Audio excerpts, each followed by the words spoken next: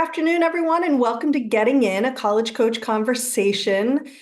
Please like, share, and subscribe to us wherever you get your podcasts so that you can get more information like that we're going to share today. Congrats to all juniors. You've gotten through May. It is time to wrap up your school year and yay, turn your attention to applications. And you thought I was going to say it was time to go off and have a wonderful summer and forget about school, but no. That was not what I was going to say. Today's show, we're talking all about rumors. We're here to dispel some specific rumors and offer some advice and tips on making up your own mind rather than relying on rumors. And joining me for our first segment on rumors today is my colleague, Julia Jones, who's a former Brandeis admissions officer. And Julia, you and I are talking about college rumors. And I think important to note for this segment is there are so many different rumors about so many different schools, right? We couldn't possibly cover them all. So we're going to focus on a couple quickly that you and I are pretty familiar with, and then kind of dig into how do you get away from the rumors and really make up your own mind? And so I guess my first rumor that I'll throw out to you that I've heard many times is the idea that Brandeis is only for Jewish students. You work there, so talk to me about that rumor. Yeah, I worked there. I went there too as my alma mater. So yeah, it's definitely one that I would hear all the time. Interestingly enough, a lot of times it was from Jewish students themselves who were like, "Oh, it's too Jewish." Like I can't tell you how many times I heard that. Right. I mean, it is it's an amazing history, and that's really part of it. It's not a religious university in the same sense that maybe some schools might have might be Jesuit or might be Christian. It was founded by the Jewish community, and so it's sponsored by that. But it is, I think the feeling that I often would get from students when they were asking that question or stating that rumor was, I'm not religious, or I'm not Jewish. I'm not going to fit in here. It's not for me. And that is absolutely 100% not the case. I think that it was really founded in 1948 as a movement away from the quota systems that existed at other schools. So it really was, based on this hallmark of inclusivity and a place for anyone. And so I think, if you were to look deeper, which I always encourage students to do, I think that's the whole point of what we're talking about is, you'll see that it's a diverse place. There are students from all over the world. And yes, it's a presence. You're going to see, things about the heritage on the campus, but it is, there's no religious courses that students have to take. There's nothing that's going to really affect your experience. It can be as Jewish as you want it to be. Right. And what's interesting is that my story was that, I went there looking for more of a connection to my faith, to wanting to not be in the minority as I was during high school. And the interesting thing was my close circle of friends it was really an international circle. We were from all over the globe, and it was a very different experience than I had expected, but in a great way. And I think it allowed me to really have that a full experience without it necessarily being just that one thing. Right. Just about finding other Jewish students that you hadn't had that experience before. But what you said something that I think is an important component to anybody out there saying, well, that's great. Specifically about this school, but you mentioned, there aren't any religion courses that you need to take. There is nothing that you need to take that is specifically about the Jewish faith.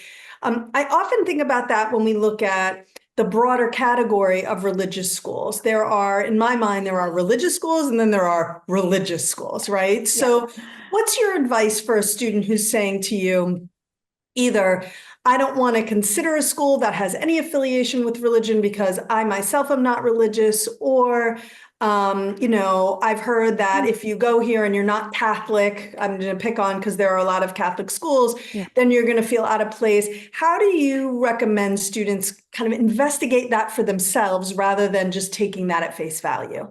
Sure. Yeah. And I think you always, and this is our advice all the time, is you have to, see for yourself, go deeper, ask the right questions.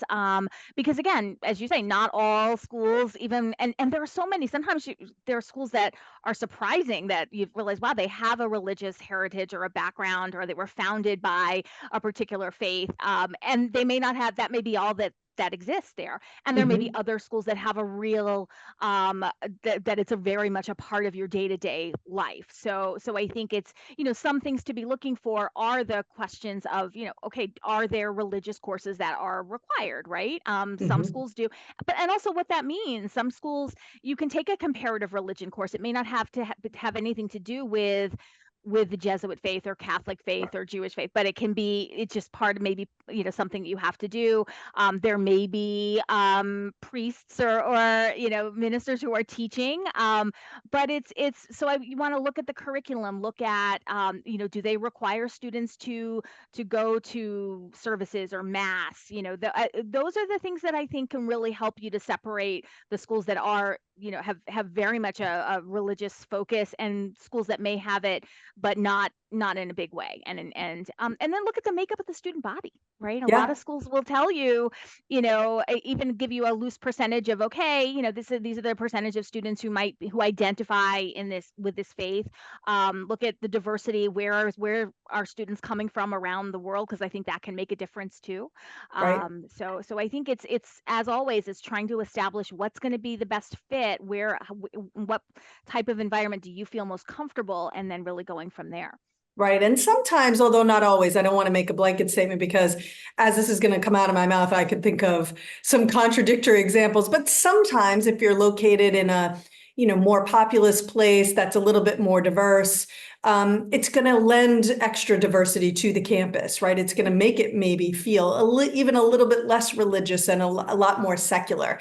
And I say that as I think about, there are some very religious colleges in New York City, for example, but, a very diverse place. So, but you have to, I think what this underscores, as everything we're going to talk about today underscores, is the importance of doing your own research and determining for yourself, what are deal breakers for me, and what does a school have to have, and what will be out if they do have for you, right? So those are the things you need to think about. Yep. So let's move on to another rumor. And this one comes, so again, we are focusing a little bit more locally, but that's just because we happen to have some good stories from people who work on our team. But let's talk a little about Tufts syndrome, which one of our colleagues who worked at Tufts mentioned, this idea that a strong student applies to Tufts, doesn't get in, and they assume Tufts turned them down because Tufts thinks the student is headed to an Ivy, and they don't want to admit them because they're going to go to an Ivy rather than go to Tufts. And I would love to get your take on this rumor, and it won't surprise people to know that we think it's a rumor. Anyway, you go. It's a rumor, and it's definitely not true at all. I mean, I think that do colleges like Tufts, do they look at interest and fit? Sure. And so I think the main reason that students maybe think that they're being denied because they didn't get the school thought they were going to an Ivy, it was probably more likely that they just didn't fit weren't interesting enough to admissions in some way, or maybe didn't have that kind of connection.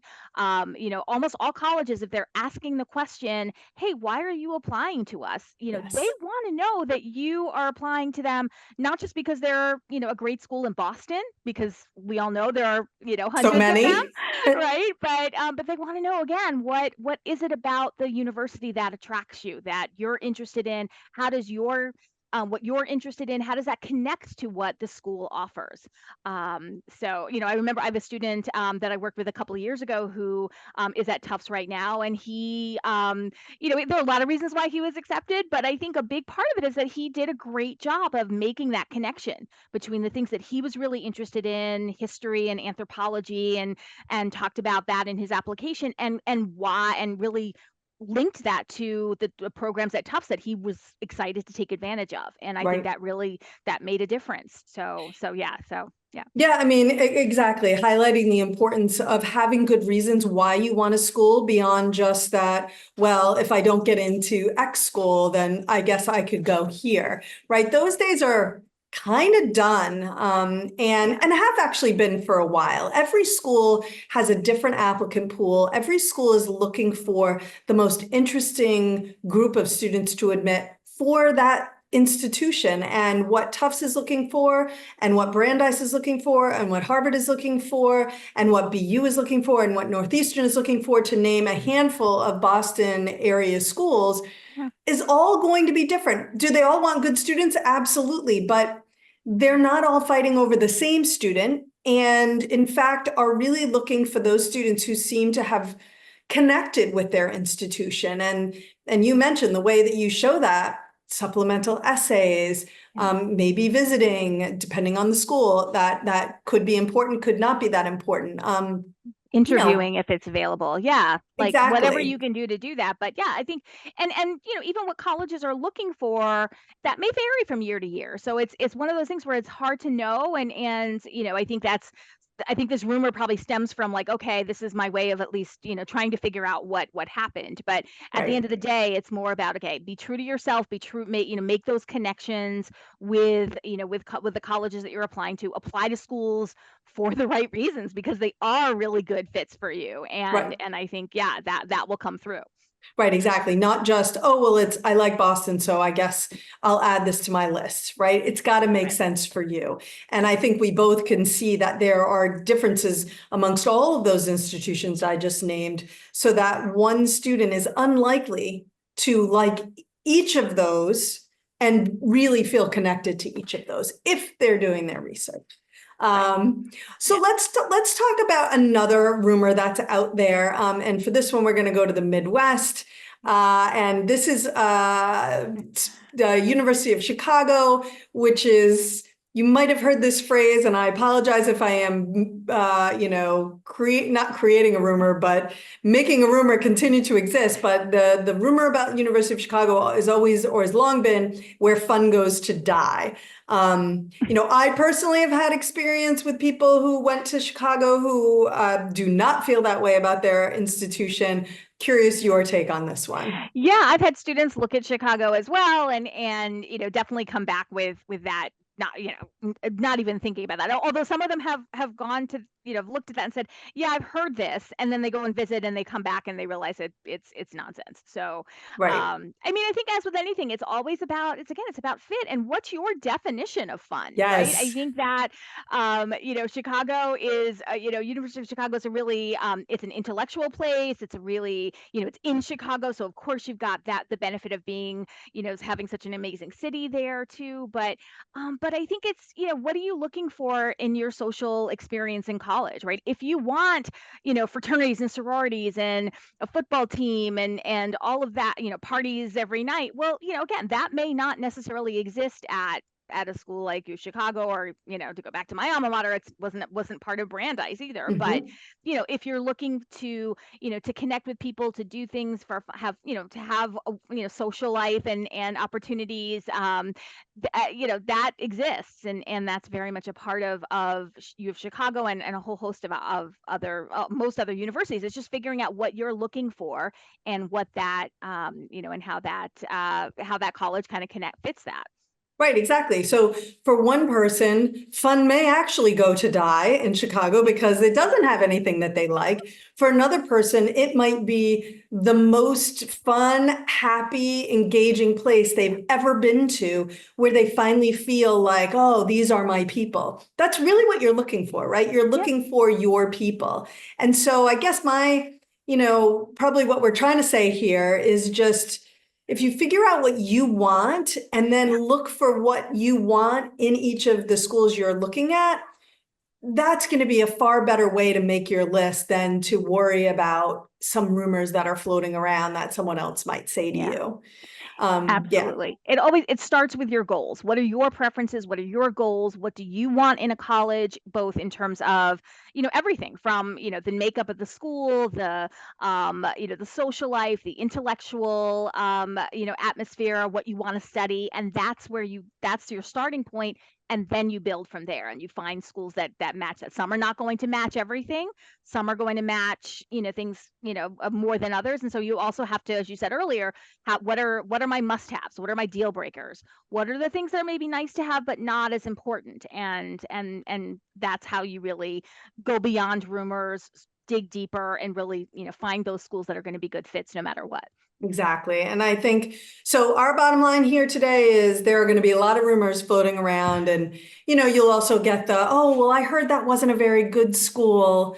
I mean, again, that's just, you have Yeah. to look, what are the programs available? Do they have a program in what you want to study? And where are kids going when they graduate? Maybe it's Yeah. less about who's recruiting and more about where people are working. And you can find this out through career services. You can look online at the majors that are available and the courses that are available. And my take, I've yet to visit a school where I wasn't like, wow, what awesome place, right? Like, Yeah. what great programs they have available. And I often think, boy, anyone who ends up here would be lucky to be here. Yeah. It would be a great experience. And it disappoints me when people write schools off simply because they've heard that. My least Right. favorite phrase. Yes, Yeah, exactly. Exactly. I mean, again, it's great to talk to people to find out more, but don't ever take just one opinion, because that's what it is. It's an opinion and we all have them. So, let's just try and find, you've got to do a little bit of searching, and then do as much as you can to search for yourself and to learn for yourself. absolutely. Julia, thank you so much for joining today. I really appreciate it. Great. Thanks so much for having me. It was great to talk to you. Absolutely. Okay, we're going to take a quick break. And when we come back, we're going to be talking about rumors about the college application process. You definitely don't want to miss this, so don't go away.